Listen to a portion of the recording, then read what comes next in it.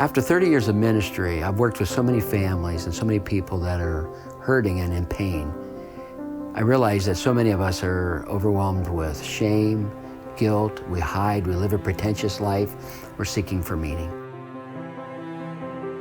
I think our goal is to help the community, to help them find healing in their lives and to give them hope for the future and to present the love of Jesus to them in the most practical way that we can do it. For the last 30 years in my life, I have watched systematically the family unit be disassembled and disintegrated. Our culture is full of broken families. We don't always think about the results of that, but we're talking about a lot of broken people, emotionally broken people. Once the church played a major role, but now through the brokenness of the family, often we're too consumed with our brokenness and our pain, we don't even find time for church. Or when we do think of church, we think of church as being traditional or ritualistic or cold, and we've not been nurtured in the ways of the church. So many people understand God, or at least have a concept of God, but somehow the church becomes a museum to them. Community Chaplain Services is an attempt to reach out to those who are broken or looking for an answer or to understand God in a way that they don't already know, and to be available to them without the barriers of our denominations or our traditions. Well, I find that people today especially just seem to need more and more encouragement. Seems to be lacking in our society.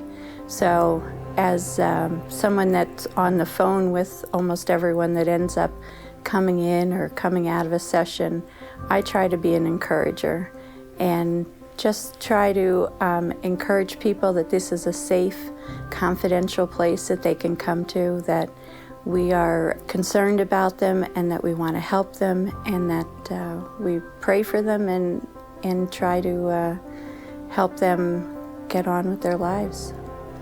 I think after working together for over 11 years, that we have realized there's so much pain in different ways, different people in different aspects, but we just have compassion for hurting people.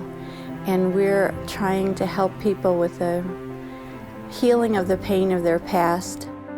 We all have issues. I've had my own issues with my own family.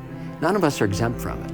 But the gospel speaks so dearly into these matters that to me, I'm so glad to be able to, we'll say, proclaim good news. And for so many people that need to hear it, don't even understand it, I want to be able to do that. Our goal here is to talk about our pain, to find if there is a better conclusion or an understanding to our pain.